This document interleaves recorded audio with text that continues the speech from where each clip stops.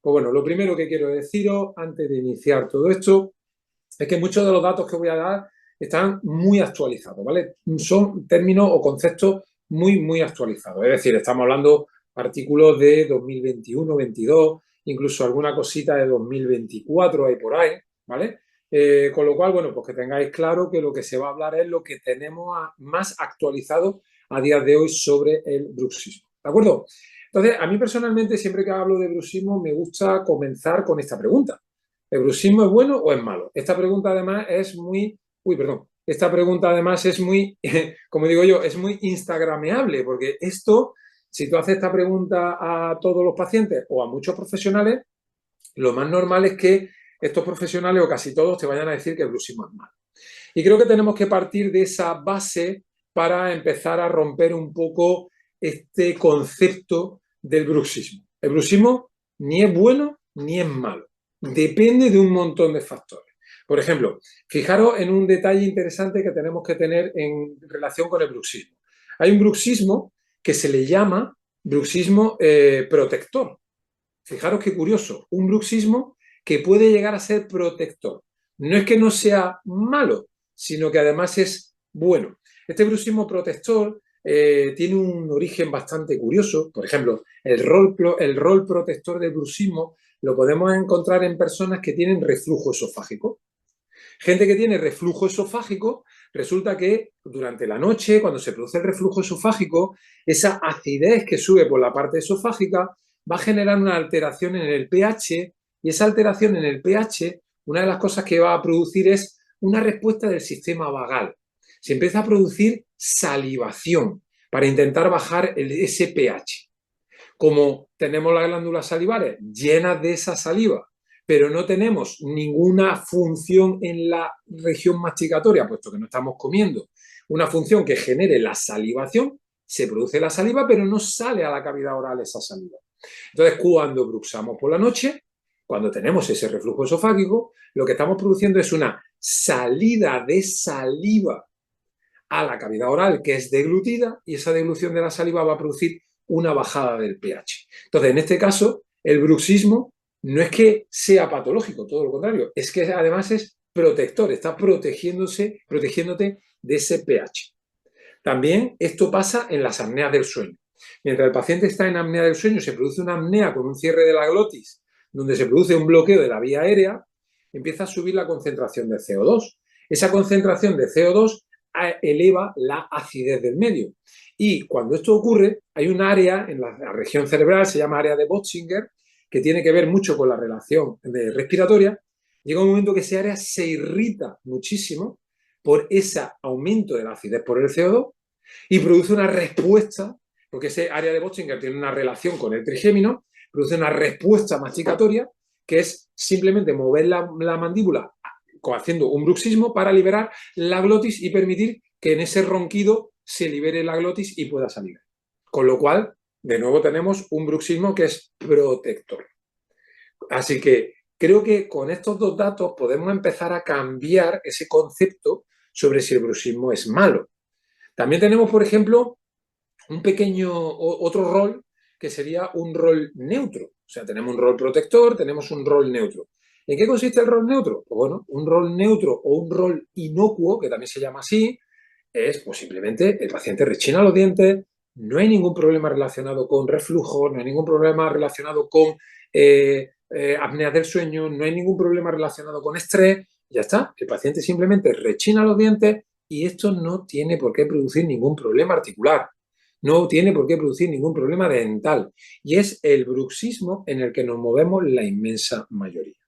Luego sí es cierto que tenemos algunos, hay otro rol de ese bruxismo, tenemos el inocuo, el protector, y sí que es verdad que tenemos un rol de este bruxismo que sería el rol negativo, que sería el que lo podríamos considerar como patológico. Detrás de este rol hay un montón de funciones, hay un montón de alteraciones. Una de ellas, por ejemplo, muy importante, el estrés. El estrés está detrás de esto, lo explicaremos a continuación. Y también, por ejemplo, muchos estimulantes. Cafeína, nicotina, alcohol, azúcar, anfetamina. Todo este tipo de sustancias producen una activación de los núcleos del trigémino. Ahora después hablaremos de qué manera. Y van a generar alteraciones en el cortisol que va a generar que aparezca un bruxismo. Este sí sería un rol patológico. Y, por ejemplo, hay dos tipos de bruxismo de vigilia, bruxismo nocturno. Hoy nos vamos a centrar un poquito más en el bruxismo nocturno, vamos a hablar un poquito más de ello. Y todas estas sustancias o este estrés puede acabar generando alteraciones en la arquitectura del sueño, de las que también hablaremos a continuación, que nos va a generar que podamos producir algún tipo de alteración en esta zona. Eso sí sería patológico. Es un bruxismo que está produciendo patologías y que está conllevando a que el paciente tenga problemas. Sería de todo el espectro del bruxismo el único en el que tendríamos que poner un foco para tratarlo. ¿De acuerdo? Tener en cuenta que, por ejemplo, sustancias como el té, que es bastante interesante tenerlo en cuenta, tiene la teofilina. El mate tiene una sustancia también, lo digo por todos los compañeros de EOM de Argentina, Chile, que están siempre con su mate, Paraguay, Uruguay también incluido. Recordad que el mate también tiene una cosa que se llama metilsantina y el café tiene una molécula que se llama cafeína. Bueno, pues prácticamente la cafeína, la teína y la metilsantina es lo mismo. Así que cuando hablamos de estimulantes, tened en cuenta que cuando se habla de cafeína, lo mismo vale para la teína o para el mate, ¿vale? Para todo aquello que no estéis viendo desde lejos. Con lo cual, ya sabemos que el bruxismo o es bueno o malo, depende de aquello que esté produciéndole en el paciente. Dentro del bruxismo tenemos que tener claro una cosa. No es una lesión. El bruxismo, las referencias más actuales no lo consideran una patología y se ha quitado ya el término o el concepto de una parafunción. Es decir, lo que es el bruxismo es una actividad muscular de la musculatura orofacial controlada por el sistema nervioso central. Esta actividad que está comandada por el cerebro es bastante interesante analizarla desde ese enfoque, puesto que ahí abriremos un apartado final que hablaré del Botox, porque no tiene sentido tratar con Botox una patología que procede del sistema nervioso central. Luego diré que el Botox en el bruxismo no está indicado. Ese será uno de los mitos que intentaré tirar esta tarde por tierra, ¿vale? Una de las manifestaciones que tiene el bruxismo es rechinar los dientes, pero cuidado con esto. El hecho de que el paciente no rechine los dientes no quiere decir que el paciente no sea bruxista. Hay un bruxismo en el que no se produce un rechinar de dientes. Disculpad. Entonces, hay un bruxismo en el que no se produce un rechinar de dientes. No hay ni contacto dental. Así que ese concepto también del bruxismo, rechina los dientes, desgasta los dientes, se produce alteración de los dientes, también tenemos que ir quitándolo un poco del rol, porque el bruxismo se caracteriza sobre todo por la actividad muscular, sobre todo por la actividad muscular. Aquí tenéis una de las definiciones más actualizadas que encontramos sobre el bruxismo, donde nos habla de una actividad repetitiva de la musculatura masticatoria caracterizada por apretar, rechinar los dientes y o apretar o empujar la mandíbula. Es decir, un paciente que no haga contacto dental, pero a su vez avance la mandíbula o haga algún tipo de movimiento con la mandíbula, también se puede considerar un bruxismo. Un concepto que quiero que quede muy claro hoy y va a ser uno de los mitos primeros que vamos a tirar por tierra. El bruxismo no duele. Si esto se lo decimos a los pacientes, quiero que tengáis muy claro que el paciente se va a sentir ofendido. El bruxismo no duele. No, a mí sí me duele. Esta tarde mismo me ha pasado con una paciente. No es que tengo bruxismo y me duele mucho. No, el bruxismo no duele. Lo que te ocurre es que tienes un trastorno temporomandibular asociado al bruxismo y lo que te está doliendo es el trastorno temporomandibular. Pero el bruxismo en sí mismo no duele. Porque si tiramos de nuestra bibliografía y vamos a esa imagen del principio que he puesto, hablábamos de que teníamos un bruxismo protector, uno inocuo y uno que sí es patológico. El inocuo es un bruxismo como tal. Entonces, si el bruxismo doliera, todos los pacientes que tienen bruxismo o toda la sociedad que tenemos bruxismo tendríamos dolor. Entonces, el bruxismo no produce dolor. Lo que tienes es un trastorno temporomandibular asociado a ese bruxismo. Espero que este concepto quede muy claro porque es un dato súper interesante a tener presente e insisto, cuando lo pongáis esta frase en activo en la clínica, prepararos para ver la ofensa del paciente porque el paciente su dolor lo tiene totalmente asumido y asociado al bruxismo. Pensad que un paciente que está con bruxismo nocturno tiene el concepto de que está rechinando los dientes todo el día, o toda la noche, mejor dicho. Entonces asocia que su dolor mandibular o el dolor de la musculatura que le aparece es por culpa de ese bruxismo durante toda la noche. Pero después hablaremos de la arquitectura del sueño y veremos cómo eso no ocurre, no se bruxa toda la noche. Eso no ocurre así tal cual. Vamos a ir hablando un poco de un elemento importante que creo que es bastante importante para entender la anatomía, para entender el bruxismo, que es su anatomía funcional. Quiero, por favor, que le prestéis atención a estas imágenes. Son muy sencillitas, no quiero enrollarme demasiado con esto, pero quiero que queden. El trigémino en esta parte del bruxismo, o para entender el bruxismo, es un elemento clave. Y dentro del trigémino tenemos que centrarnos sobre todo en este área. Os voy a intentar mostrar dentro de este área lo que tenemos aquí presente. Por un lado tenemos nuestro núcleo motor del trigémino. Y por otro lado tenemos un núcleo amplio, muy amplio, muy amplio, que lo estoy marcando en azul, en rojo, perdón, que es ese núcleo sensitivo del trigémino. Este núcleo sensitivo del trigémino es muy interesante porque desde ahí podemos empezar a entender un poco el bruxismo del paciente. Mirad qué cosas más interesantes. Resulta que esta primera área, el núcleo mesencefálico que estáis viendo aquí marcado, es un área del núcleo del trigémino que se encarga muy especialmente, sobre todo, de la propiocepción. Y este núcleo tiene unas interneuronas correlacionadas con el núcleo motor del trigémino.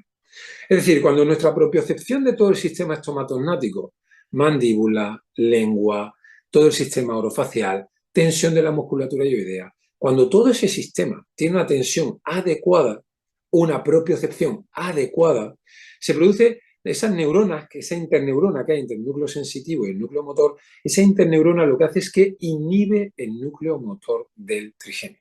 Es decir, si tu propiocepción de la región orofacial es buena, tu sistema masticatorio baja su actividad. Pero si tu propiocepción es mala, tu sistema masticatorio aumenta su actividad por esas interneuronas. ¿Qué quiere decir esto? Que en el momento que tú tengas algún tipo de alteración a nivel orofacial, como puede ser un respirador oral, donde la lengua cae abajo en la zona mandibular, automáticamente tu propiocepción no es correcta. Y eso va a hacer que el sistema active la musculatura masticatoria. Muchos me podréis preguntar ahora mismo, oye, ¿y cuál es la posición propioceptiva adecuada? Lo que se llama posición miorelajada, es decir, tenemos que tener los dientes ligeramente separados unos milímetros, 2-3 milímetros. La lengua debería estar apoyada en la parte posterior en el paladar, parte posterior de los dientes, dientes separados y labios cerrados. Esa posición es la posición mioequilibrada. Si tú te mueves en esa posición todo el día, todos los que estáis viendo esto ahora mismo y no estáis en esa posición que acabo de describir, no estáis en posición mioequilibrada. ¿Qué ocurre? Tu propiocepción no es la correcta. Tu propiocepción, al no ser la correcta, está activando el núcleo masticatorio del trigémino, con lo cual tienes más papeletas para poder tener o desarrollar algún tipo de actividad bruxista. Siguiendo con la descripción que estoy haciendo de este núcleo, tenemos un núcleo sensitivo principal. Este núcleo sensitivo principal es un núcleo muy interesante porque es el que se encarga de todo lo que tiene que ver con sensibilidad fina, todo lo que sea una caricia, que te toquen la barba, bueno, para los que tenemos barba, ¿no? Que te hagan cosquillas así en el pelo, que te toque la gotita de sudor que te cae por aquí, esa gotita de agua en el verano, todo ese tipo de sensibilidad fina la percibe el núcleo sensitivo principal del trigémino. Siempre que activamos el núcleo sensitivo principal del trigémino, se produce una inhibición del núcleo masticatorio del trigémino. Siempre pongo como ejemplo este cacharrito que hace así estos masajes así que lo utilizamos para el cuero cabelludo. Eso se llama orgasmatrón, por cierto, para los que no lo sabéis, lo podéis googlear, orgasmatrón. Eso se vende en España sobre todo en ferias medievales y en unas tiendas que se llaman Alehop, que tiene una vaca en la puerta. Entonces, ese orgasmatrón, ese cacharro, cuando te da en la cabeza, ¿qué es lo que genera normalmente en tu musculatura? Pues genera una relajación del sistema masticatorio. Tú empiezas a hacer esto en la cabeza y automáticamente tu musculatura masticatoria se relaja. Esa sería la activación del núcleo sensitivo principal. Pero fijaros en el último detalle del núcleo espinal del trigémino, del núcleo del trigémino. Tenemos un área grande que se llama núcleo espinal. Se llama espinal porque esas neuronas del núcleo del trigémino llegan hasta C1, C2, C3 y C4. Llega hasta C4. Ese área del trigémino, ese núcleo espinal, es el que se encarga de la temperatura y del dolor. Atención a este detalle. Temperatura, sobre todo temperaturas más extremas, mucho frío, mucho calor, y dolor. Siempre que activamos este núcleo, las interneuronas que lo relacionan con el núcleo masticatorio son activas. Es decir, a ti te dan una guantá en la cara y automáticamente al generarte dolor, aprieta los dientes. A ti te echan un cubo de agua helada en la cabeza y automáticamente al recibir esa parte del trigémino, temperatura extrema, aprieta los dientes. Lo mismo que el calor, si te echan agua hirviendo a la cara, lo más normal es que apriete los dientes. Entonces, la actividad de ese núcleo genera activación del núcleo masticatorio del trigémino. Fijaros qué dato más curioso, C1, C2, C3 y C4. ¿Dónde nace ¿dónde nace el plexo cervical? C1, C2, C3 y C4. Oye, qué casualidad, ¿no? Pues no, no es casualidad. Resulta que esas fibras del plexo cervical y del núcleo espinal del trigémino están totalmente interrelacionadas. De tal manera que cuando a ti te echan un cubo de agua helada en la cabeza, aprieta los dientes, pero además se contrae la musculatura cervical. Así que atención a esta correlación. Lo que le pasa a la musculatura cervical le va a ocurrir a la musculatura masticatoria. Lo que le ocurre a la musculatura masticatoria le va a ocurrir a la musculatura cervical. Por eso muchos pacientes con trastornos temporomandibulares desarrollan sintomatología o patología a nivel cervical, porque lo que le esté ocurriendo a un área del sistema masticatorio le va a ocurrir a ese mismo área del sistema cervical. Pero no me quedo solo ahí, hablando de esta neuroanatomía. Estamos hablando de relaciones del trigémino desde el punto de vista sensitivo con el trigémino desde el punto de vista masticatorio. Estoy intentando llevaros de la mano a entender por qué se produce ese bruxismo. Pues mirad qué dato más curioso. Si hablamos del frénico, os recuerdo que el frénico nace en C3, C4, C5. Atención, C3, C4, donde llegaba el núcleo espinal del trigémino, donde hay relación con el plexo cervical. C3, C4. ¿Y qué ocurre con esto? Que si analizamos algunas imágenes, por ejemplo en esta imagen del libro Anatomía de Grey, muy bonita por cierto, si analizamos una imagen encontramos ese ganglio que veáis, se llama ganglio frénico. Oye, un ganglio frénico. Del frénico se forma un ganglio que está en relación, como podéis ver ahí, con las suprarrenales. Empezamos a acercarnos a suprarrenal, empezamos a acercarnos a cortisol, empezamos a acercarnos al estrés. ¿Qué ocurre en estos casos? En estos casos ocurre que cuando tenemos mucho estrés, el cortisol, toda la actividad que se produce a nivel de la suprarrenal va a generar una activación del ganglio frénico. Esta activación del ganglio frénico va a producir una irritación de ese nervio frénico, llegando a generar actividad en el núcleo espinal del trigémino. Porque hemos dicho que hay interconexión, ya que el frénico nace en C3, C4 y el núcleo espinal del trigémino llega hasta C3, C4. Y una pregunta que te hago para que la reflexiones. Si activábamos el núcleo espinal del trigémino, ¿qué pasaba con la musculatura masticatoria? Se activaba. Con lo cual, tenemos una correlación directa para entender por qué desde el estrés podemos acabar generando bruxismo o actividad masticatoria. Esta sería una de las correlaciones que tendríamos. Ahí la osteopatía, evidentemente, se muestra siempre muy positiva en el tratamiento porque desde el enfoque del tratamiento del diafragma podemos hacer un abordaje específico de esa activación del ganglio frénico. Pero no queda solo ahí la historia. Si analizamos el núcleo, el trigémino en sí mismo, el nervio trigémino, si vemos la microirrigación del trigémino, podemos ver que hay una distribución asimétrica de la vascularización, de la microvascularización de este nervio. Esa distribución asimétrica, que la podemos ver señalada o la podemos ver marcada aquí, este área del nervio tiene mucha menos vascularización. El área próxima a la zona del puente tiene mucha menos vascularización que el resto del trigémino. Esto también tiene que tener algún tipo de explicación fisiológica. Y esto es para generar una irritación extra del trigémino en casos de ascenso del cortisol. Cuando tenemos mucho cortisol, esa zona de microirrigación alterada o disminuida tiene mucha menos glía y eso hace que el trigémino se active mucho más rápido. Es decir, nuestro sistema de fábrica nos viene preparado para que cuando estemos en una situación de estrés hagamos una activación de la musculatura masticatoria. Y esto es un dato muy interesante a tener en cuenta, porque claro, la siguiente pregunta será ¿por qué? Lo contestaremos a continuación. Pero esto tiene que tener una lógica. Por eso el bruxismo no podemos considerarlo como algo malo. Es la respuesta a algo. Y es algo evolutivo. Vamos a intentar entender el porqué. Siguiendo con esto, y espero que esté quedando muy claro lo que estábamos hablando en cuanto a el por qué puede producirse esta actividad de la musculatura masticatoria, quiero que también tengamos en cuenta algunas otras áreas. Mirad, esto que estáis viendo está por encima del núcleo del trigémino. Aquí tenemos una estructura que se llama locus. El locus tiene una relación directa con el estrés, ya que se activa con todos los estresores. Todo lo que genere estrés va a activar el locus, sobre todo con aquellos que provienen de conflictos emocionales. Cuidado, atención, conflictos emocionales no resueltos. Estamos hablando que tenemos un área que se activa cuando tenemos conflictos emocionales no resueltos. Este locus, cuando lo activamos, genera muchísimas catecolaminas, muchísimas, concretamente noradrenalina.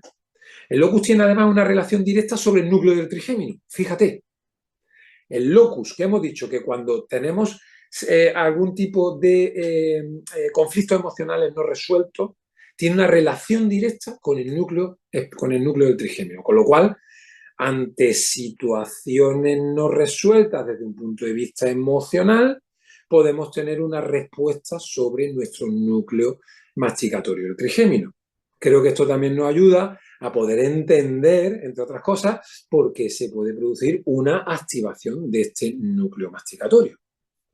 Y por si esto fuera poco, aparte de ganglio frénico, locus coeruleus, plexo cervical, núcleo espinal del trigémino, por si eso fuera poco, tenemos además un sistema reticular activador, que son un montón de núcleos que están por encima de ese propio locus, que generan correlaciones con el trigémino. A mí me gusta mucho un núcleo que se llama núcleo glutamanérgico. El glutamato, que tiene mucha relación con el estrés, activa el núcleo espinal del trigémino. Activa el núcleo masticatorio del trigémino. ¿Por qué me gusta a mí el núcleo glutamanérgico? Porque siempre hablamos de que la alimentación mala de un paciente puede acabar generando un proceso bruxista. ¿Pero por qué? Por el propio glutamato que tienen los alimentos procesados.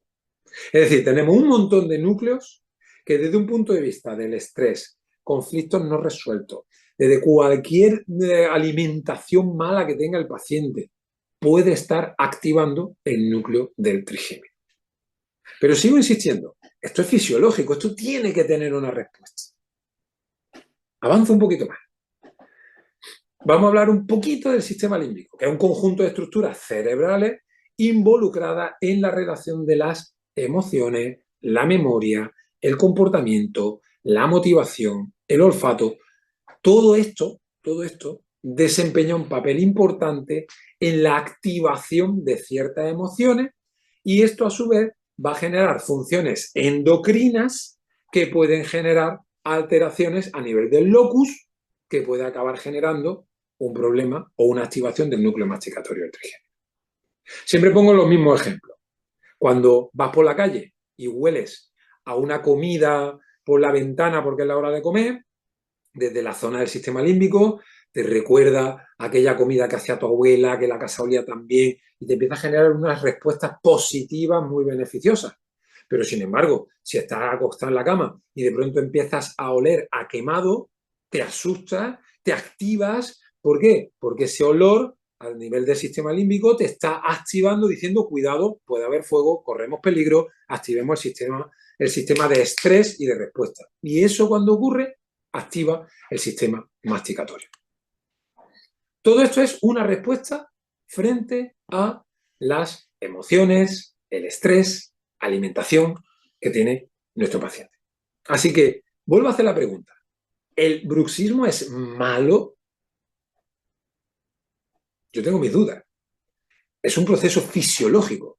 Lo que tenemos que entender es por qué hoy en día se está produciendo bruxismo que puede ser patológico. Lo vamos a contestar a continuación.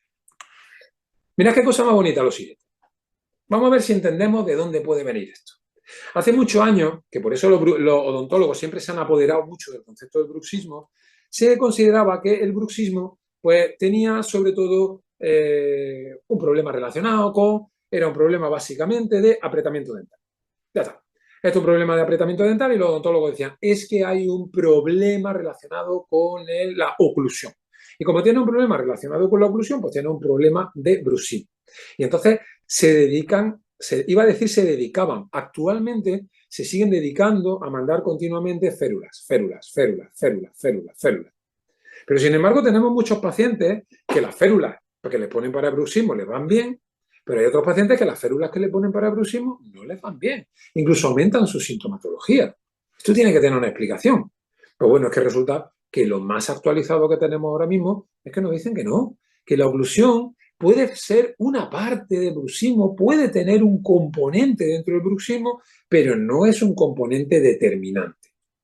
De esta manera, encontramos que dentro de los factores que pueden generar este bruxismo, podemos encontrar, y os lo he puesto en más pequeñito, como podéis ver ahí, factores oclusales. Puede ser un motivo, pero necesita más cosas. Si os dais cuenta, os he ido poniendo por tamaño lo que puede generarlo.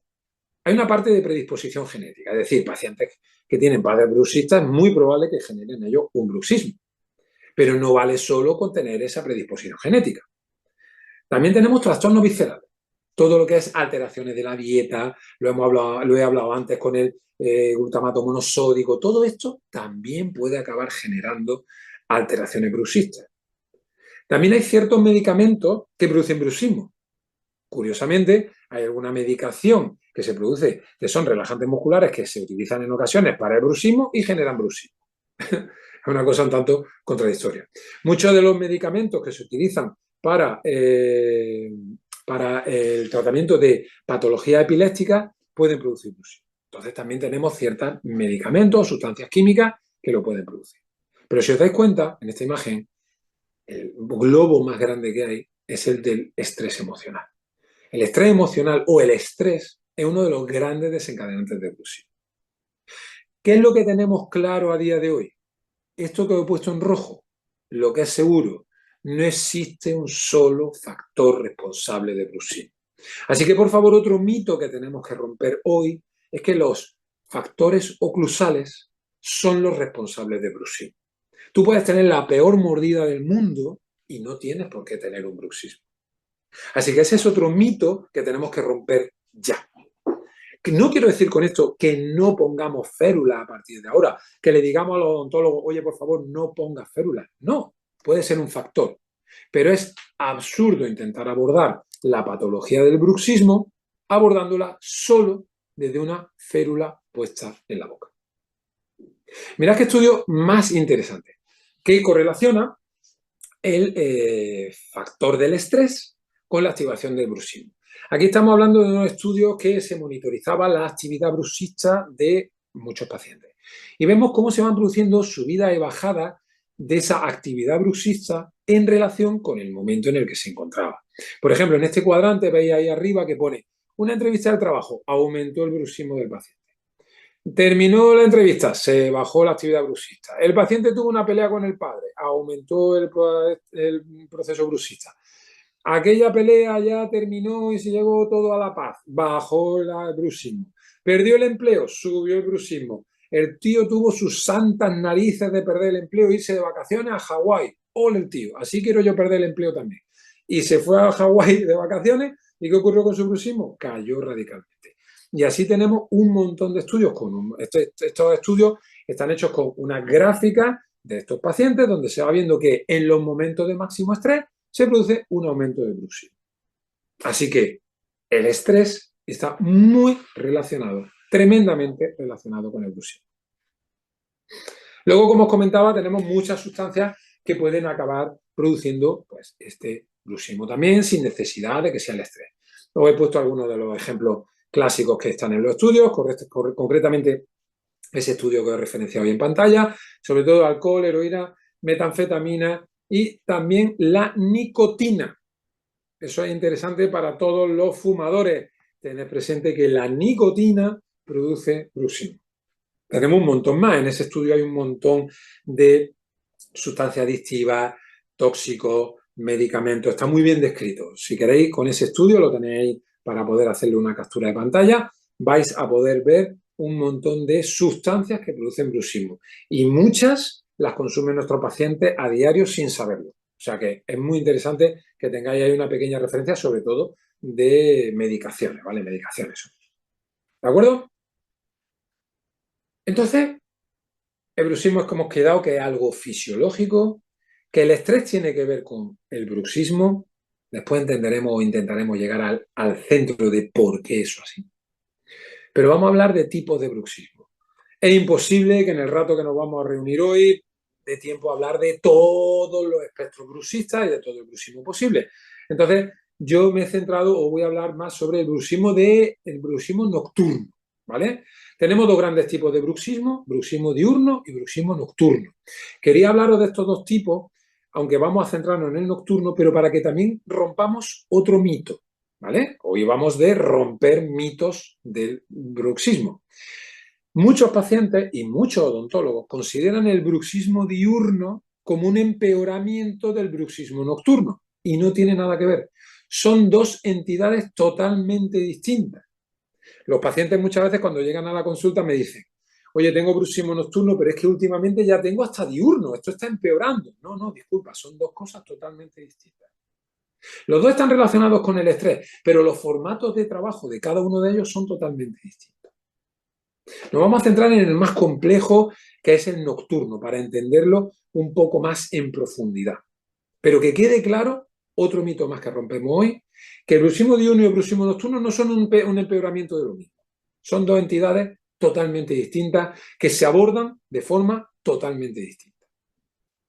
En el tema del bruxismo nocturno, es muy interesante tener en cuenta que podemos hacer una polisonografía para poder medirlo y demás. Hay todo tipo de pruebas posibles.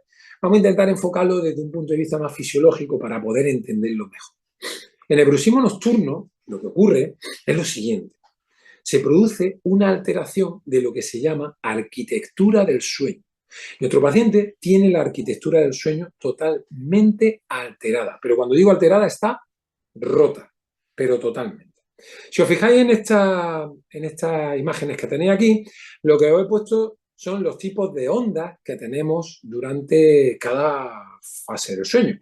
Entonces, podéis ver por ahí que tenemos unas ondas rápidas que se llaman alfa, las ondas alfa, que lo he señalado ahí con una flechita.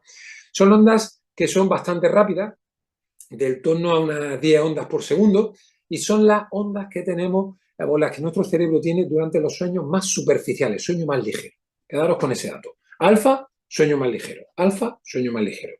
Luego tenemos otras ondas que son un poquito más lentas, que pasan a ser de 0,5 a 4 ondas por segundo, que ya son ondas teta. Ahí ya nos estamos metiendo más en sueños más profundos, mucho más profundos.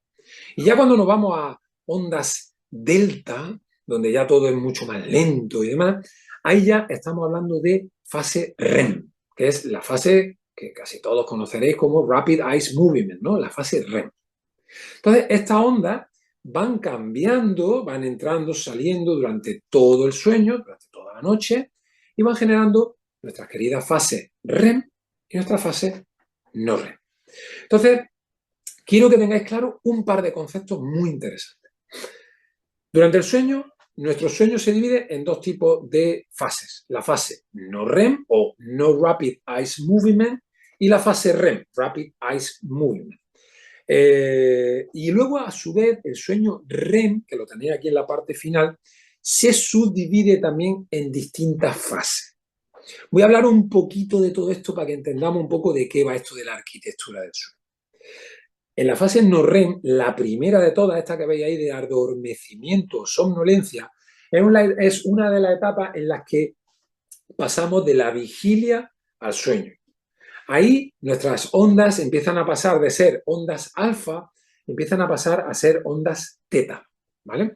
Cuando esto ocurre, que empezamos en esa fase de ondas teta, Estamos mezclando alfa y teta, alfa y teta. Eso nos puede hacer que vayamos cada vez entrando en un letargo más cerebral. Pero aún así todavía estamos un poco despiertos. Eso es lo que es un sueño superficial. Ese es el típico sueño en el que te da mucho coraje cuando entra alguien a la habitación, porque estás ahí ya quedándote, tú mismo te estás dando cuenta que te estás quedando dormido. Luego pasamos a una siguiente fase que se llama sueño ligero, que ahí ya las ondas teta son las que están más activas. Pues el bruxismo se produce en la fase 1 y en la fase 2, en el adormecimiento y en la fase de sueño ligero. Por cierto, una cosa a tener en cuenta. Cuando eres madre, y esto solo le pasa a las mujeres, con los chutes hormonales que se producen durante el parto, sobre todo los partos naturales, sobre todo, una de las ondas que se te queda activa durante toda la noche es la onda teta. Porque la onda teta, que debería de desaparecer cuando entra en fase REM, te permite que escuches sonidos agudos. Es decir, tú estás dormida en fase REM, pero aún así tu cerebro se mantiene con la onda que es capaz de recibir sonido agudo activa. ¿Para qué? Pues porque si el bebé llora por la noche, lo escuchas. De hecho, tú hablas con muchas madres y te dicen, leche, yo es que escucho a mi hijo antes de que llore. Antes de que llore ya estoy activa. ¿Por qué? Porque empieza a emitir sonido agudo y tu onda teta hace que ¡tac!, seas capaz de despertarte. Cuando las hormonas se regulan, todo esto termina. Pero claro, yo abro otra pregunta. Si la onda teta está relacionada con el bruxismo y tenemos muchas mujeres que después del parto no son capaces de regular su sistema hormonal y se quedan totalmente alterado el sistema hormonal, ¿por qué le vamos a poner una férula para el bruxismo si el problema no está en su férula? El problema está en su sistema hormonal, que no ha sido capaz de regularlo. Y por eso encontramos muchísimas pacientes con alteraciones bruxistas después de haber tenido, por ejemplo, un parto. Pero vamos a hablar del resto de pacientes, porque tú puedes no haber tenido un parto y también tener un bruxismo. Sigo hablando de esto. Cuando entramos ya en la fase de sueño más profundo, ya nos estamos acercando hacia esta gráfica en el sueño REM, cuando nos encontramos dentro de ese sueño más profundo, entran en juego unas ondas delta. Esos son 0,4 o 0,2 hercios, es decir, vamos, por segundo, eso es, vamos, ni una onda por segundo, eso es súper lento. En ese momento, en el Rapid Eye Movement, en la fase REM, solo se mueve la musculatura oculomotora y el diafragma, solo y exclusivamente, nada más. Entonces, otro mito que rompemos. Cuando te dice el paciente, he estado apretando los dientes toda la noche. Imposible, imposible. ¿Por qué? Porque durante la fase REM no hay actividad muscular. Solo hay actividad muscular durante la fase 1 y la fase 2. Y concretamente algunos estudios nos dicen que se produce ese bruxismo cuando pasamos de la fase 1 a la fase 2. Es decir, que la fase bruxista se produce solo durante los 4 minutos que se pasa de la fase 1 a la fase 2. Si esto lo multiplicamos por 5 ciclos completos que tenemos durante la noche, nos dan un máximo de 15-20 minutos bruxando durante la noche. Así que otro mito roto, no bruxamos toda la noche. Claro, y alguien dirá, pero es que mi pareja de cama me dice que yo estoy bruxando toda la noche. No. Lo que ocurre es que tu ciclo del sueño no coincide con el ciclo del sueño de tu pareja. Entonces, cuando tú estás en una fase de adormecimiento que se produce el bruxismo, él a lo mejor está entrando saliendo de la fase REM y entonces te escucha. Pero luego él entra en fase de sueño profundo y tú ya no estás apretando los dientes, no estáis sincronizados. Así que Lobezo, uno de los grandes autores sobre el bruxismo, dice que el reporte por tu pareja de cama no sirve para nada. Otro mito roto. Oye, ¿y por qué decía yo al principio que el bruxismo no duele? Porque si nos paramos a analizar que la contracción muscular es aproximadamente de unos 15-20 minutos por noche, y además de ser 15-20 minutos por noche, resulta que los estudios nos dicen que la contracción muscular es menor a la de una masticación habitual durante un proceso de comida, es imposible que ese bruxismo duela. A ti lo que te duele es otra cosa que tienes en la ATM, un trastorno temporomandibular. Por cierto, el sueño REM es un sueño con historia. Es decir, los sueños, nuestros sueños, incluso algunas pesadillas, pero sobre todo los sueños, se producen en la fase REM. Así que es muy interesante cuando el paciente te dice, oye, pues yo es que recuerdo vívidamente bastante mis sueños. Eso es bueno, el paciente se ha metido bien en esa fase REM. No tiene una arquitectura del sueño totalmente alterada. Entonces, vamos a esta clave. Tenemos una alteración de la arquitectura del sueño. Nuestro paciente, por el motivo que sea, sus ondas teta y sus ondas alfa no acaban de bajar de todo el nivel cuando vamos acercándonos a la fase REM. ¿Quién sería capaz de decirme qué hace que las ondas teta no bajen su actividad? Pues uno de los elementos fundamentales, el cortisol. Así que ya podemos entender también por qué el estrés acaba produciendo este tipo de alteraciones. Por cierto, interesante tener esto en cuenta. Cuando tengáis un paciente y sospechemos de alteraciones del sueño, preguntarle cómo duerme. De las 8 horas que tenemos de sueño, o lo que se debería de tener, 7, 8 horas, la primera parte, las 3, 4 horas primeras, es la parte del sueño más recuperadora a nivel mental y físico. Entonces hay muchos pacientes que duermen 4 o 5 horitas y ya se despiertan y ya no consiguen dormir. El paciente te dice, me duermo a las 11 de la noche, me duermo a las 12, me despierto a las 4 y media, a las 5 y ya no consigo dormirme. Ese paciente que te está diciendo, cortisol alto. Recupero mi cuerpo un poquito, 4 horitas y el resto del sueño va, chao, no soy capaz de conciliarlo. Te está diciendo que tiene una alteración de la arquitectura del sueño. Y no me valen frases del tipo, yo es que con poco duermo, yo desde pequeño duermo poco, yo con 5 horas me apaño. No, lo siento. 7 u 8 horas de sueño. No hay plan B. 7 u 8 horas de sueño. Podemos modificar las horas del sueño en relación con la edad, pero 7 u 8 horas de sueño. ¿De acuerdo?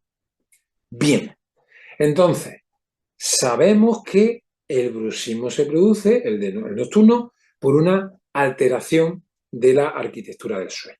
Pero, bruxismo, vale, pero entonces, ¿por qué? Vamos a intentar darle una respuesta a esto. Ya sabemos que neurológicamente hay interconexión entre todos los sistemas. Ya sabemos que hay una alteración de la arquitectura del sueño. Ya sabemos que hay un montón de factores que no están alterados. Pero claro, ahora tenemos que encontrar una respuesta. ¿Por qué? ¿Por qué bruxamos? ¿Por qué Cocera nos ha dicho esta tarde, esta noche, que esto es evolutivo? ¿Por qué bruxamos? Pues mira qué cosa más bonita. Hay algunos autores que al bruxismo le llaman una cicatriz evolutiva. Para mí es un concepto magnífico. Mirad qué ocurre. Todas las zonas corporales y el comportamiento del ser humano evoluciona en algún momento, aumentando nuestras posibilidades de supervivencia y de reproducción. Básicamente, supervivencia y reproducción. Somos así de simples, igual que todos los mamíferos, igual que todos los seres. Entonces, tenemos dos sistemas que nos van a favorecer esto. Sistema nervioso simpático y el sistema nervioso parasimpático. Todo esto está enfocado a nuestra supervivencia y a nuestra reproducción. Por ejemplo, estudio bastante interesante de antropología. El apretar los dientes es bueno para la reproducción. Hay muchos factores que desde el punto de vista antropológico lo relacionan con el bruxismo. Y es el siguiente. Desde el punto de vista de la testosterona, desarrollamos más nuestros caracteres sexuales, que va a hacer que permita más un desarrollo mejor de los órganos sexuales, un crecimiento del vello facial, un desarrollo corporal, incluso hasta el cambio de la voz. Y resulta que hemos visto en algunos estudios que apretando los dientes, evolutivamente, todos los mamíferos generan más testosterona. Oye, qué curioso. Interesante. Resulta que cuando apretamos los dientes, todos los mamíferos, cuando aprietan los dientes, se produce una simetría a nivel facial. Resulta que tienes más posibilidad reproductora si eres más simétrico facialmente que si no lo eres. Da lo mismo que seas el mono que estáis viendo ahí con la mona o que sea un ser humano. Es decir, el bruxismo, como hemos dicho, tiene un origen de supervivencia y de reproducción. Además, el apretamiento dental va a regular el deseo sexual, la función reproductora, influye sobre el líbido de tanto del macho como de la hembra, y además en seres masculinos se han visto que el apretamiento dental mejora la producción de esperma. Oye, esto es un win-win, como se llama ahora mismo, ¿no? Pero ¿por qué se convierte en patológico hoy en día? ¿Por qué todos los mamíferos hacen esto y en nosotros nos está generando un problema? Esto es bastante interesante. Por ejemplo, el apretamiento dental en las mujeres, en las hembras, hablemos de las hembras mamíferos en general, el apretamiento dental hace que a nivel hormonal se desarrolle un reparto simétrico de la grasa. Aquellas hembras de mamíferos que no hacen un apretamiento dental, se produce un reparto asimétrico de la grasa. Y prácticamente en casi todos los simios, incluida la mujer, en el ser humano, se acumula grasa a nivel de las caderas, la cintura, región glútea. Interesante. El bruxismo tiene un componente interesante desde un punto de vista fisiológico. Apretar los dientes, entonces es bueno. Hemos dicho que es bueno. ¿Por qué esto es malo? Seguimos. No solo va de reproducción, no va solo esto de coger, como dirían nuestros amigos americanos. Esto va de otras cosas también. Los alimentos duros y ricos en fibra. La alimentación hace mucho tiempo, muchos miles de años, también requería que tuviera un tono de la musculatura masticatoria aumentada, porque está relacionado con poder comer alimentos más duros y de mayor calidad. Los alimentos más duros son de mayor calidad, con lo cual el tener una masticación más eficiente hace que mejore la digestión de los nutrientes. Así que supervivencia y reproducción. Siguiendo con tiempos, con muchos siglos atrás, tantos como casi 8 millones de años atrás. Defensa, defensa. Usamos la mandíbula o se usaba la mandíbula como una herramienta de ataque. Y hay estudios científicos muy interesantes que nos dicen que hay evidencia que durante el entorno, en el Paleolítico, se producía un apretamiento dental para producir un fortalecimiento de la musculatura masetera. Es decir, se aprietan los dientes para tener los maseteros fuertes para poder atacar. Eso te genera o te sitúa en una posición ventajosa frente a cualquier conflicto de defensa o ante un depredador. Entonces, claro, pues si esto es bueno, entonces, ¿por qué? ¿Dónde está el problema? ¿Qué ha pasado? Pues lo que ha pasado sobre todo, es que ha cambiado la situación actual del ser humano.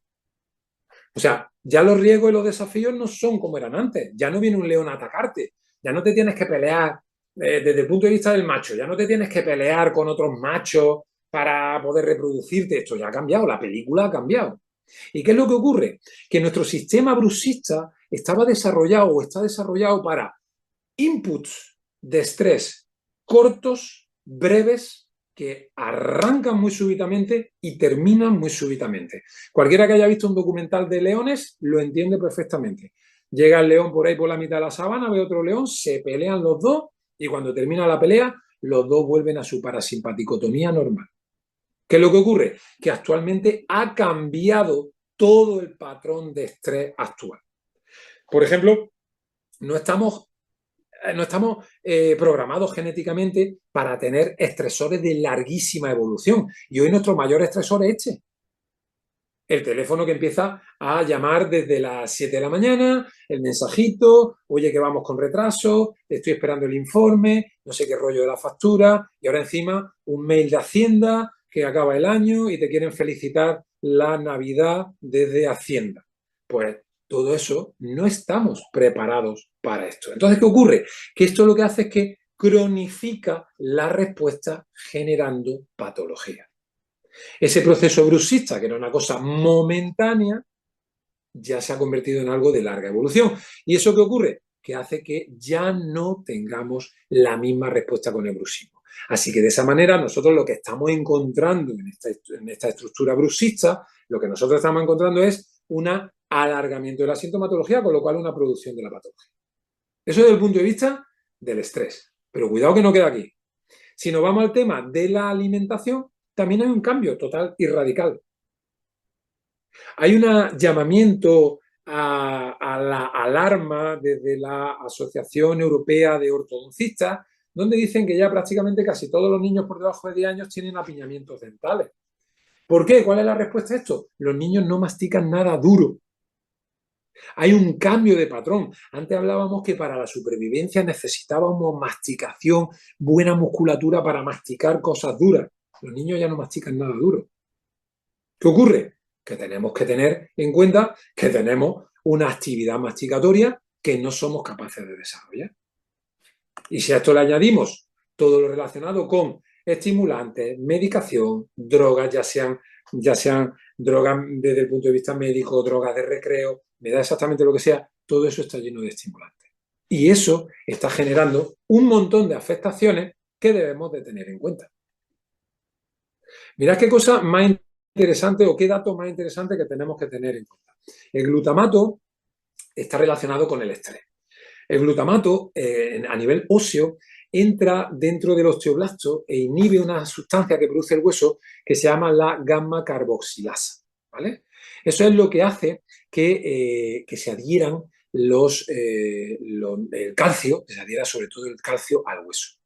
Cuando estamos en un ambiente sin glutamato o tenemos una alteración del glutamato por culpa del estrés, la gamma-carboxilasa se libera al torrente circulatorio y hace que no se active, ¿no? Se produce una molécula inactiva y no fija calcio al hueso. Entonces, ¿qué es lo que ocurre? Que tu sistema necesita impactos óseos para que esa gamma-carboxilasa se active y genere la fijación del calcio. Entonces, ¿qué ocurre en estos casos cuando esto se produce? Que tú tienes que generar impacto óseo de alguna manera. Si tú no haces deporte, no vas al CrossFit, no te mueves, ¿cuál es el único impacto óseo que tu cuerpo es capaz de desarrollar? Impactos mandibulares. Toda la gamma carboxilasa la está activando o la está haciendo que sea biológicamente receptiva de calcio, haciendo impactos secuenciados en la masticación. Es decir, estamos ante un elemento de respuesta ante esa función del estrés.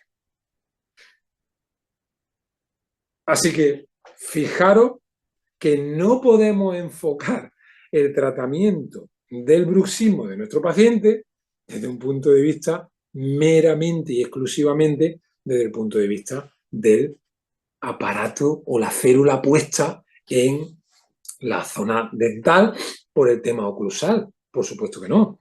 Entonces tenemos que abrir mucho más el campo. ¿Qué ocurre lo bueno que hacemos desde la osteopatía? Porque sabemos que podemos actuar sobre el sistema hormonal. Disculpa.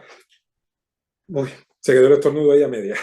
Entonces tenemos que activar, podemos trabajar sobre el sistema hormonal, podemos trabajar sobre el sistema ortosimpático, parasimpático, sobre el vago, podemos trabajar sobre todas esas estructuras que nos van a generar una respuesta muy positiva de toda la situación. Y por último de hoy os quería hablar del Botox, porque el Botox es otra cosa que también está bastante interesante tenerla en cuenta desde el punto de vista del bruxismo. Muy simple, muy sencillo. El Botox no funciona en el bruxismo. No funciona en el bruxismo. Porque el bruxismo estamos viendo que no depende de la musculatura. La musculatura lo único que está transmitiendo es qué está ocurriendo a nivel de mi sistema nervioso central o qué está ocurriendo a otros niveles relacionados con mi estrés, con mi alimentación. Así que el Botox no funciona. Encontramos un montón de estudios en los que no funciona el Botox. Entonces, ¿por qué se utiliza? Bueno, pues hay una cosa que se llama protocolo French, que es el protocolo que utilizan la inmensa mayoría de los odontólogos y los maxilofaciales. Y este protocolo es un protocolo que está pagado por Pfizer, que es una de las mayores productoras de Botox del mundo. Entonces, hay un sesgo muy importante en esto.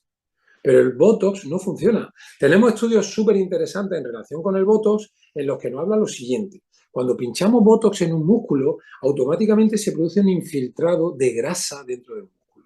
Con lo cual, el volumen de actividad del masetero o el volumen de fibras musculares del masetero disminuye.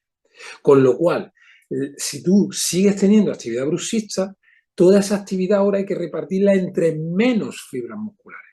Con lo cual, a largo plazo al paciente va a generarle más patología. Es decir, el Botox, lo miremos por donde lo miremos, desde el punto de vista del bruxismo, no es una buena idea. Así que, con esto también quiero romper otro mito.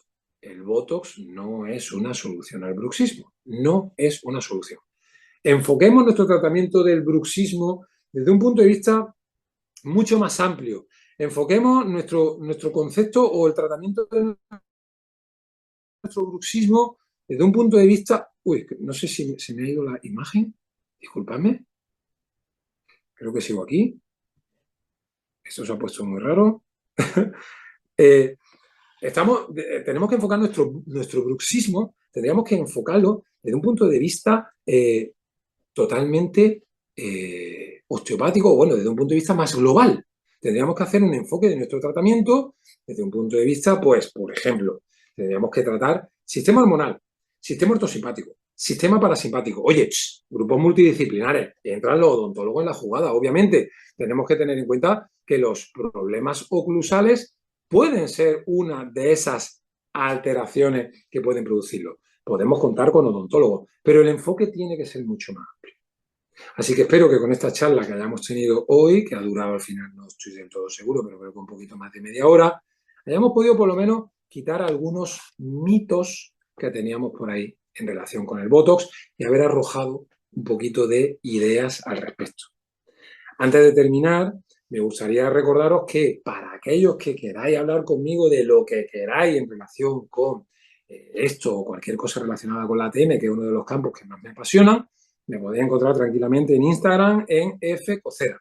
Siempre contesto, fcocera, siempre contesto. Puedo tardar un poco más, un poco menos, pero siempre estoy contestándolo allí. Gracias por haber estado aquí y espero que os haya gustado.